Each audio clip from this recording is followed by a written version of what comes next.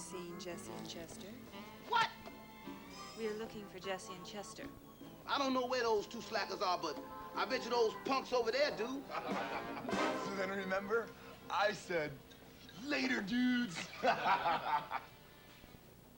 What are you doing hanging out with those jerks anyway? They were just being nice to me, unlike someone I know.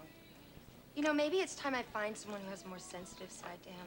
Someone who respects me as a person. Maybe somebody like Jesse or Chester. Okay, guys, listen up. We're gonna find Jesse and Chester. And when we do, stoner bashing time. Do you know Jesse and Chester? Who are you? We're hot chicks. Yes, you are. We believe Jesse and Chester have the Continuum Transfunctioner. However, if you recover the Continuum Transfunctioner from them and bring it to us, we will give you erotic pleasure. You've got yourselves a deal. Okay, guys, new plan. First, we find those stoners, get the Continuum Transfunctioner, then it's jerk bashing time. Yeah. Oh, yeah. And I just remembered where you might be able to find Jesse.